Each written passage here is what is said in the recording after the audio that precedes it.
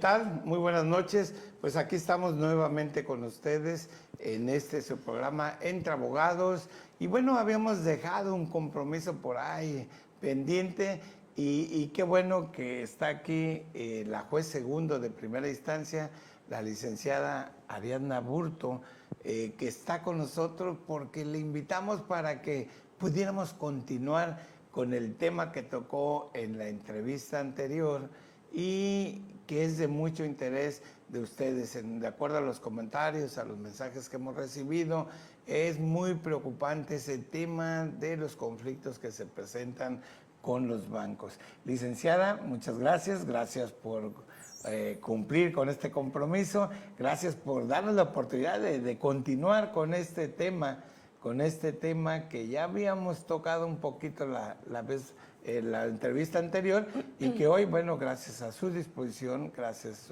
a su amabilidad, pues la tenemos aquí nuevamente. Bueno, pues gracias, licenciado, y lo prometido es deuda. Aquí estamos para abordar un poquito más a fondo el tema que pues es de interés general, ¿no?, para la ciudadanía. La verdad que sí, y muy bueno el tema. Retomando, pues estábamos hablando de lo que era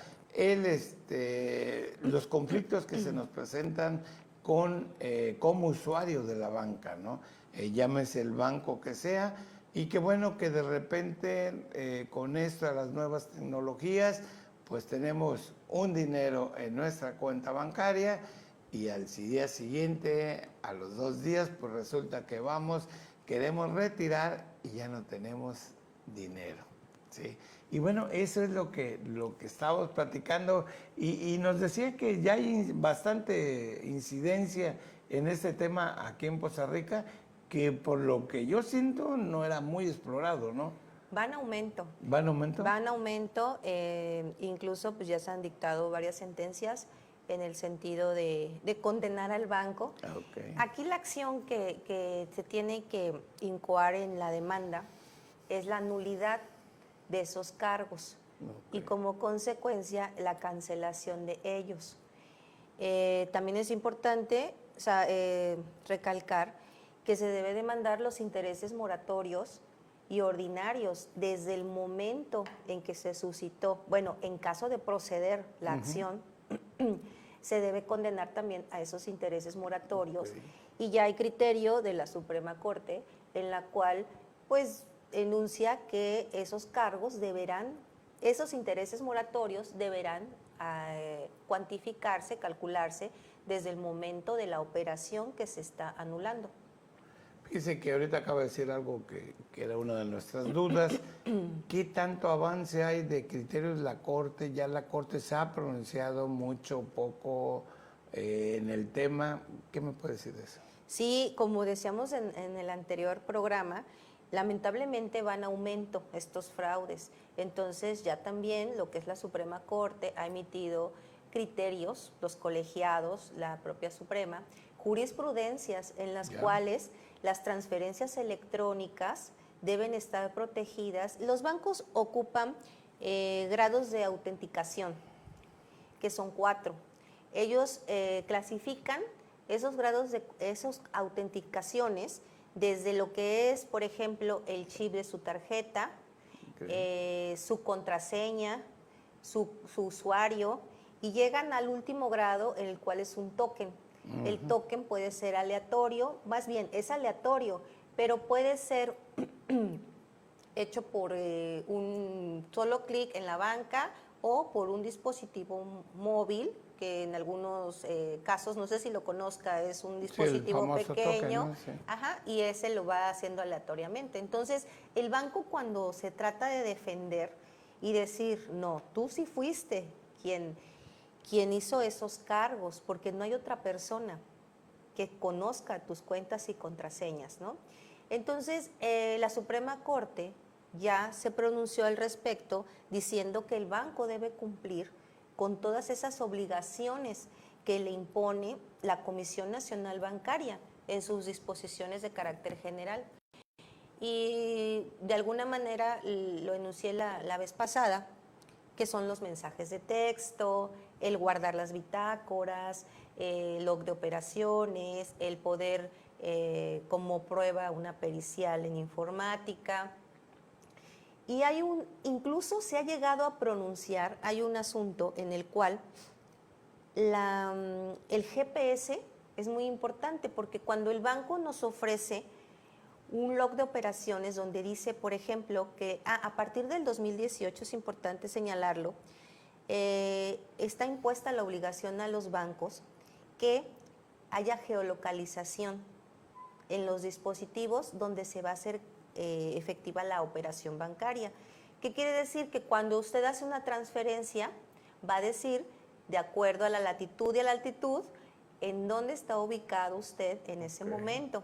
Entonces, en algunas demandas que hemos tenido, veo que la geolocalización del día donde se realizaron las operaciones bancarias fueron en un lugar de Chihuahua, de Baja California, y un día previo están todos los movimientos que el usuario reconoce como suyos, y me han tocado que la latitud y la altitud corresponde a Poza Rica. Ok. Entonces el banco... O sea que en un día dispuso o operó desde norte, el centro, luego en Mérida, pero lo cual no es posible, ¿no? Ahí el banco está incumpliendo con una obligación. ¿Cuál es? Que al observar alguna situación inusual, él tenía la obligación de bloquear esa cuenta, o al menos que temporalmente hasta que le hablaran de alguna manera. Entonces ahí incumplió con una obligación impuesta por esas disposiciones de carácter general. Ok, y ahí lógicamente le genera una consecuencia. Le genera la consecuencia de que no cumplió con esa obligación y con la carga procesal que le impone la norma en el Código de Comercio. ¿Cómo es importante esta plática? Porque creo que va a servir mucho a la ciudadanía y sobre todo porque a veces los comentarios son en el sentido, es que fui, me hicieron un cargo, que resulta que sacaron con mi tarjeta, voy al banco, le digo que me chequen la grabación y nunca quieren. O lo peor, no sirve. Entonces, que el banco te diga no sirve, eso lo justifica según en lo común, ese es el resultado. Acaba de mencionar algo que también tiene la obligación el banco. Si la acción de la nulidad de esos cargos recae en retiros en efectivo, ¿sí? El usuario no tiene esas videograbaciones de los cajeros. Entonces, cuando, por ejemplo, se solicita esa videograbación y en su dictamen técnico la institución bancaria dice que no puede proporcionarlo toda vez que excede del tiempo que tenía para almacenar esa información, y lo cual crearía convicción en mí para asegurar que fue la persona quien fue a retirar el efectivo. ¿Qué pasa en un caso que tuve hace poco? Me dice el dictamen, sí, él fue porque es el único que sabe su NIP y el único que hace manejo de su tarjeta. No estoy en condiciones de otorgar la videograbación porque excede del tiempo, pero no me dice cuáles son las especificaciones, cuál es el tiempo que tienen para poder resguardar la información. Y entonces esa sería una prueba idónea para crear convicción en mí al no condenarlo. Lo absolvería porque estaría yo viendo en videograbación. En caso de tener el video. En pero caso, si no tengo el pero video. el dictamen me decía que no. Me decía que no era posible otorgárselo. Okay. Esa es otra de las Y es algo que pasa mucho, ¿eh? En los reclamos el banco dice, no, ves que no podemos checarlo, y ahí se queda. No, o por lo regular, si sus cargos están, que oscilan de los... también es una obligación del banco que se estipule una cantidad máxima tope, ¿sí? Sus movimientos, por ejemplo, si son de 2,000 a 10,000 pesos y de pronto usted hace una compra por 70,000, el banco pues debe determinar que es una operación inusual en su cuenta y que en ese momento tiene que bloquear para seguridad del cliente. Y que yo creo que esto es muy, muy presentado ahorita con esto de los famosos hackeos, del robo de identidad, del robo de la información, donde, bueno, no tan solo con eso, hay también que luego resulta que quien no pidió un préstamo ya tiene un préstamo y tienen todas las credenciales del que pidió el préstamo. Entonces, eso sí se estaba volviendo, yo creo que un tema en el que se tiene que avanzar mucho para poder ir regulando Pues es todas una estas realidad que, situaciones, como ¿sí? comentaba, es el avance en la tecnología y que incluso nosotros en cuestiones jurídicas no nos va a alcanzar el terminar a lo mejor de estudiar todas esas disposiciones que obligan al Cuando ya está saliendo banco. otra cosa. Claro, tenemos que estudiar también esos tecnicismos bancarios, financieros, que pues nosotros no estamos acostumbrados a manejar. Podemos manejar, por ejemplo, en nuestro código de comercio no está estipulado lo que es la nulidad de actos jurídicos.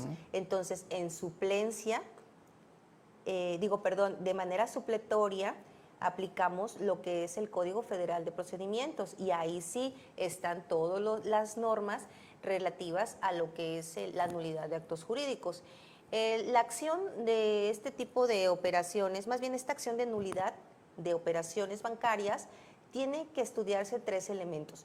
La primera es la relación contractual que tiene el cliente con la institución bancaria, actor demandado. El segundo elemento es la existencia de los cargos no reconocidos. Y el tercer elemento, que por lo regular es donde recae la litis, es que los cargos hayan sido realizados por el cliente. Entonces, por lo regular en la demanda no hay controversia en la relación contractual, porque el propio banco cuando contesta la demanda lo reconoce ese contrato. No existe tampoco controversia en cuanto a los cargos, existen, y entonces uno se aboca al estudio del tercer elemento, que es el consentimiento, la autorización del cliente, en este caso el actor, para realizar las operaciones. Y pues como lo mencioné, la carga procesal está completamente a cargo del demandado, el cual tiene que cumplir con toda la carga procesal. Pues yo creo que eso es muy bueno, ¿no? Porque frente a una institución de ese tipo, creo que el cuentaviente, el cliente, es el que más está en desventaja al final de cuentas. Sí, porque no te dejan tenemos tener acceso a nada por seguridad, por miles de temas. ¿Y qué haces? ¿Cómo reclamas? Vas y das tu reclamación y hasta ahí llega, ¿no? Sí. Porque no sabemos que podemos ir más allá, que podemos ¿Qué pasa? Que ir a lo los tribunales único que también. hacemos, más bien lo primero que hacemos es acudir al banco. Ajá. ¿Sí? Ahí un ejecutivo yo por la relatoría de hechos en las demandas es lo que veo. Acudí al banco, un ejecutivo me atendió, me dice que fui blanco de un fraude. Ellos mismos lo admiten. Pero ya después, cuando se hace la reclamación vía telefónica, asignan un número de folio, se le da seguimiento a ese número de folio y su reclamación no es procedente. Teniendo esa reclamación, puede acudir a Conducef, que es la comisión encargada de regular esas operaciones bancarias al tratarse de una institución bancaria, pero no tiene esa coercibilidad. Pueden llegar a un convenio, a un arreglo ahí en la Conducef, y hay casos donde la Conducef le dice al banco, regrésale el dinero al cuentaviente, pero no lo hace. Entonces lo que el banco hace es retener. Me ha tocado ver que el banco, en cumplimiento a lo emitido en dictamen de la Conducef, dice, retengo la cantidad de tal por cumplimiento a Conducef, pero no se llega a transferir, a depositar. O sea, lo retiene, pero al final de cuentas lo retiene como yo no lo puedo disfrutar o disponer, ¿no? Entonces es cuando acude, pero tengo asuntos, por ejemplo, ahorita en el 2023, de los cargos no reconocidos en el 2020. Entonces la persona se queda sin, por ejemplo, me ha tocado que todos sus ahorros estaban en esa cuenta bancaria, y al ser blanco de esos fraudes, pues se quedan en cero, ¿no? Se ven hasta incluso que hubo un asunto donde venían consultando saldo porque se quedaron, ahí se ve que se clonó la tarjeta. Se clonó la tarjeta en retiros de efectivo y se hacen cargos en cuanto a consulta, como si la persona que hackeó estuviera consultando. Y por lo regular son personas que ya están pensionadas, jubiladas, de la tercera edad, que no acuden al banco diario, que no tienen una banca móvil, que no les llegan ni notificaciones al celular. Son el blanco más fácil. Fíjese una pregunta ahí. Hablamos de la Conducep. ¿Es requisito indispensable acudir con la Conducep? No. ¿Para que proceda la acción ante tiene, el tribunal o es opcional? Directamente Puedo ir directamente al tribunal y empezar ahí mi acción. ¿O puedo hacer las dos? Puede hacerlo administrativamente, pero yo recomiendo el juicio de lleno ya la oral mercantil ante el juzgado de primera instancia. Ok. Juicio oral mercantil. Conociendo ahí, bueno, pues las instalaciones del juzgado, yo me pregunto, ¿cuándo son esas audiencias? ¿En la mañana? ¿O cuándo? Porque tal vez no hemos visto muchas audiencias en la mañana orales mercantiles. En este distrito no se cuenta con una sala destinada a lo que son los juicios orales mercantiles. Sin embargo, solicitamos el apoyo de nuestros compañeros en los juzgados penal oral y nos proporcionan las salas que ellos ocupan, siempre y cuando pues no tengan una audiencia, porque ellos pues no están exentos de que en ese momento llegue un detenido y entonces ya nosotros no podríamos llevarlo.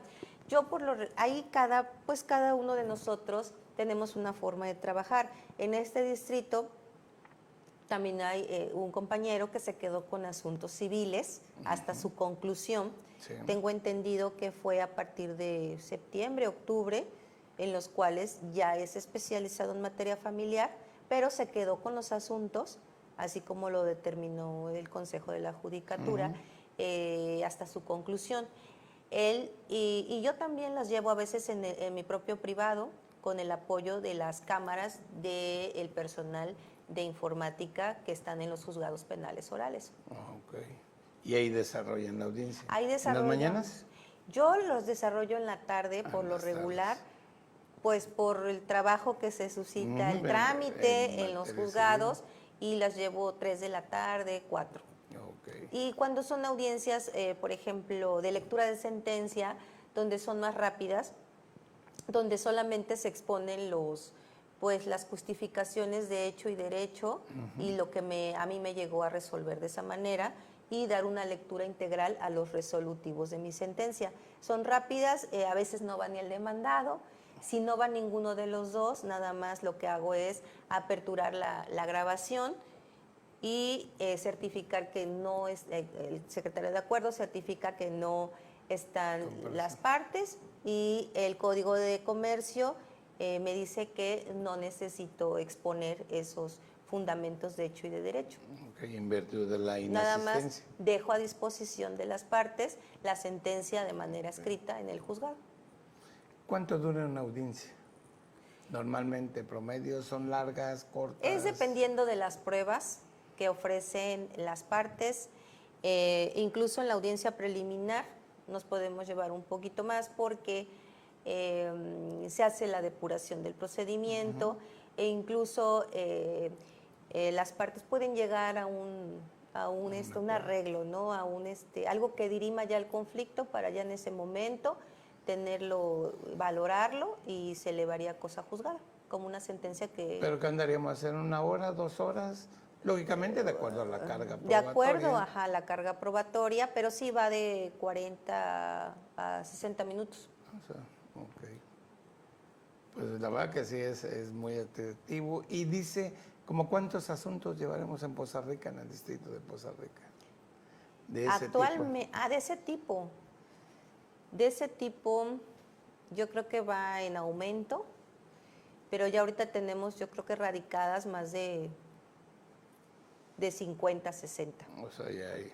Sí, ya empieza. Le digo que pues la tecnología nos ha rebasado para cosas buenas y no tan Sí, buenas, y también los para las riesgos, no muy buenas.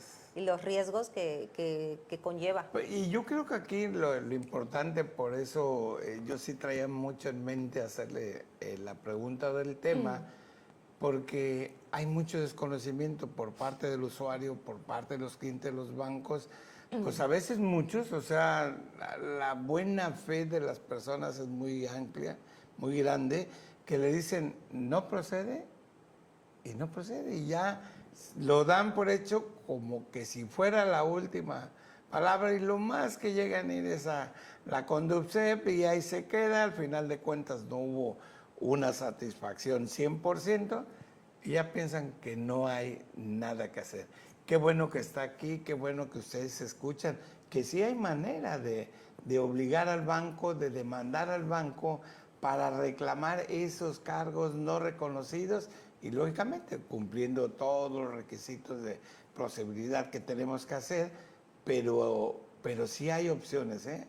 Sepan ustedes que sí hay opciones que pueden acudir con su abogado de confianza y de esta manera, pues, iniciar un juicio, un juicio donde se obligue al banco a reconocer o a devolver esas cantidades de dinero que no es culpa del banco, podríamos decir, de manera ligera, aunque sí es responsabilidad de él por no cumplir con esos controles que debe de tener para que esto no suceda, ¿no? Sí, efectivamente, que las personas no se queden en esa respuesta, en esa negativa de los bancos, que digan no procede, así, palabras textuales, dice, de acuerdo a una Ya investigación, te hackearon, ya no se puede hacer él nada. fue el que lo realizó porque no hay persona, o también en algunas contestaciones dicen, o él le proporcionó esos datos a un familiar, amistad o cuestiones de ese tipo. ¿Por qué? Porque ellos también cuando celebran su contrato con el banco, dice algunas recomendaciones que da el banco y dice no le des la cuenta a otra persona, Sí. tú sé la única que no dejes que ningún desconocido se acerque en los cajeros automáticos y te apoye. Ellos piensan que con esas recomendaciones Ya pues es suficiente, pero la realidad es que hasta ustedes tienen nombres con se me fue ahorita, americanismos, porque son en inglés por lo regular. Incluso hay un nuevo modo de operar en el cual leen el chip de las tarjetas estando, por ejemplo, en una bolsa o en una cartera. Sí, que pasan y a la pasada ya te capturaron ahí los datos. De ese caso, pues no Como me ha escaneo, llegado ¿no? Como un como escaneo. escaneo, efectivamente. Entonces, pues estamos expuestos cada vez más a todo, porque puede ir uno con, bueno, en mi caso con la bolsa, usted con su cartera en el pantalón, pasan. le escanean y ya adquirieron todos sus datos confidenciales. Sí. Entonces, aquí, pues no hay una solución como tal al momento. No sé, la Suprema Corte pues ha dictaminado eso, ¿no? Que los bancos tienen la obligación de cumplir con todo eso. Pero lo cierto es que también se ha condenado y se van al amparo directo. Entonces ahí no termina todavía. Sí, que ¿no? todavía sigue. ¿Ya ha habido Amparo resoluciones sobre los amparos interpuestos? No, ¿Que ha decidido todavía no, los todavía no. colegiados? Tengo asuntos en trámite de amparos directos en contra de las condenatorias que he dictado. ¿Y criterios? ¿Hay criterios de la Corte ya establecidos? Sí, siempre es a favor del cliente, del cuentaviente en este caso, y resuelven, como lo comentamos previamente, toda la carga a la institución bancaria. Él tiene que cumplir cabalmente con todas las obligaciones y además que en el contrato que celebran con su cliente, ellos están obligados a resguardar ese dinero. Okay. Esa es la obligación principal que tiene el banco, resguardar el dinero que nosotros depositamos para ello. Pues la verdad, maestra, es fantástica su información, yo creo que nos va a servir mucho al público en general y bueno, pues ya lo saben, hay manera de poder tratar de recuperar estas cantidades de las cuales fuimos objeto de que las hayan sustraído de nuestro propio banco Sí, porque bueno, pues es él el que al final de cuentas tiene la obligación de implementar sus sistemas de seguridad y bueno, también nosotros tener mucho cuidado con no dar la información. Maestra, muchas gracias. Se nos venció el tiempo y gracias por estar aquí con nosotros y espero haya muchas más que de acuerdo a su agenda de trabajo puede estar aquí con nosotros cuantas veces sea posible. Esta es su casa, Vanguardia de Veracruz le abre las puertas para cualquier situación y siempre que desee a poder ampliar el conocimiento del público en general, pues nosotros encantados. Ay, le agradezco mucho, licenciado, esta invitación. De verdad que es un gusto estar aquí y poder llegar a lo que es a los ciudadanos de Poza Rica. Pues, maestra, muchas gracias, muy amable, gracias por estar con nosotros y esperamos nos vuelva a acompañar claro que sí. en otra tercera entrevista. Gracias, muy amable, gracias a ustedes. Estaríamos pendientes para el próximo programa Entre Abogados, donde la información pretendemos esté al alcance de ustedes, que ustedes estén enterados a través de nuestros invitados que tienen un amplio conocimiento en el tema y que sirva para eso. Muchas gracias, buenas noches, gracias, muy amable.